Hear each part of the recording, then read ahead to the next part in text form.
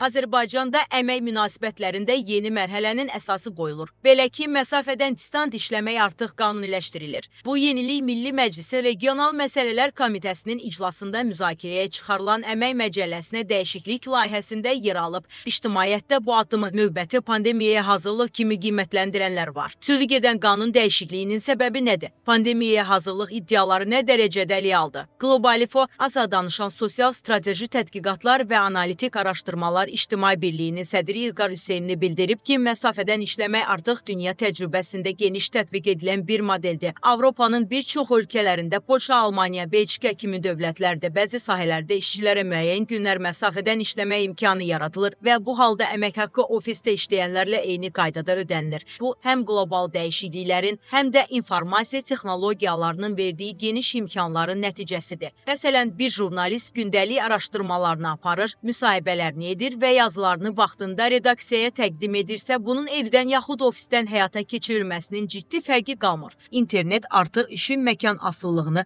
böyük ölçüdə aradan qaldırıb və bu imkanlardan maksimum yararlanmaq vacibdir. Ekspert əlavə edib ki, distant iş həm də bir sıra qənaətlərə səbəb olur. Məsələn, Bakı şəhərində həftənin bir neçə günü evdən işləmə nəqliyyata ayrılan yanacaq xərclərini azaldır, tıxac yükünü yüngülləşdirir və vaxt itkisinin qarşısını alır. Eyni vaxtda evdən işləyən şəxs gündəlik yemək və digər əlavə xərclərdən yayınmış olur ki, bu da ailə büdcəsinə müsbət təsir göstərir. Bu yanaşma sırf gələcək pandemiyaya hazırlıq kimi deyil. Daha çox dünya praktikasında formalaşmış və uzun müddətdir tətbiq olunan əmək modelinə uyğunlaşma kimi qiymətləndirilməlidir.